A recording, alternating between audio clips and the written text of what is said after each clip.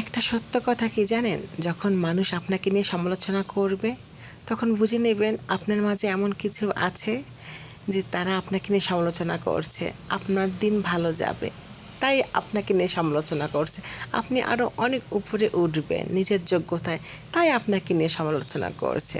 আর যারা সমালোচনা করছে না তাদের মাঝে না আপনার যে গুণগুলো আছে তাদের মধ্যে সেই গুণগুলো নাই। আর আরেকটা জিনিস দেখবেন, যখন আপনাকে নিয়ে সমালোচনা করবে না তখন বুঝে নেবেন আপনার মাঝে কিচ্ছু নেই। আপনি হচ্ছেন রান্নাঘরে ফেলে থাকা বাসনগুলোর মতো।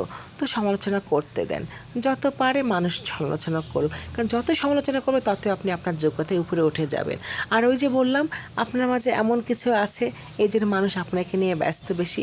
আপনি আপনার কাজ নিয়ে ব্যস্ত, মানুষ আপনাকে নিয়ে ব্যস্ত। তো মন খারাপের কিছু নেই, সামনে এগিয়ে যেতে হবে। যারা বুদ্ধিমান তারা আপনার পিছে পড়ে থাকবে না, কারণ কি জানেন, তারা তো বুঝতে পারছে তারা এত সমালোচনা এত আলোচনা করার পরেও আপনি তাদের কোনো কিছুতেই পাত্তাই দিচ্ছেন না, হাফ সেকেন্ড পর্যন্ত টাইম দিচ্ছেন না, আপনি আপনার মতোই চলে যাচ্ছেন। অযথা তারা পড়ে থাকে, এটা যারা বুঝতে পারবে তারা আর লেগে থাকবে না। মূর্খের দল যেরকম।